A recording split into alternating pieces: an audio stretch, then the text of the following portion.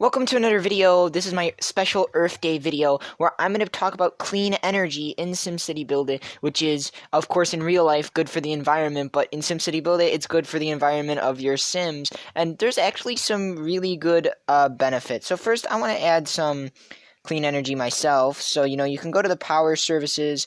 Really, I'm going to add a solar power plant. I'll add some wind power plants as well, really just to get that energy without causing the brown stuff that we like to call pollution. As you can see, this brown area, this is what is called pollution, and if your Sims live in a place where there is pollution, then they will move out, they will become unhappy, so it's not something that you want to have in your city. So they have power plants like this nuclear power plant that I have right here. To have it in your city, it's got to be far away from buildings, in what I call a DPA, or that stands for a designated pollution area. So if you're going to use let's say like power plants, nuclear power plants, of course, you got a whole selection of power services. Some of these, like the coal power plants, like the oil power plant, like the nuclear power plant, these are gonna cause pollution over a wide radius. So you're gonna need to move them away from the city, as I said.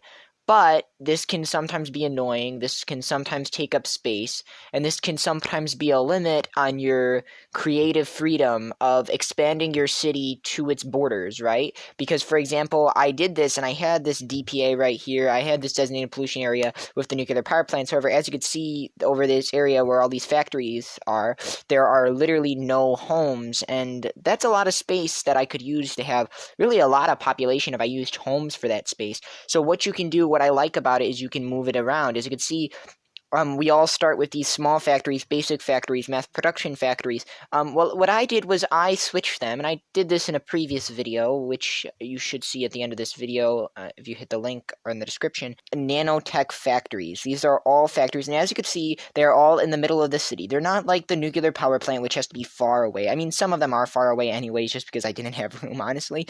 But look, they can be moved to the city right next to buildings. Let me show you an example. I'm going to take one. And I'm going to move it. I'm going to move it over here. And I can move it right in the city, in the heart of the city, literally right next to a building.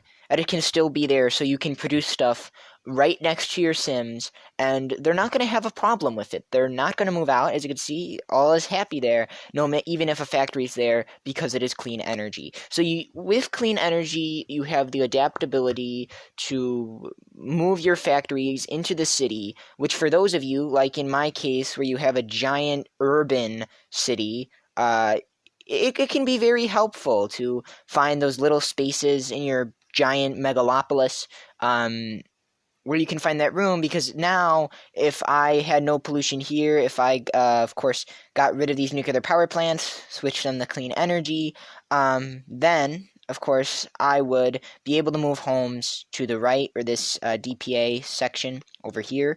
But I thank you so much for watching. I really, really do appreciate it. I honestly do. I appreciate if you subscribe, if you comment, if there's something that you want to see, something that you want to have talked about. I'm always open. I'm looking for content, It's not always easy to find content, considering this game doesn't update that often. So, please, comment ideas on the next video, what it shall be of, and I can make that video for you. Well, thank you so much for watching, and I appreciate all of your support, and I wish you a wonderful day.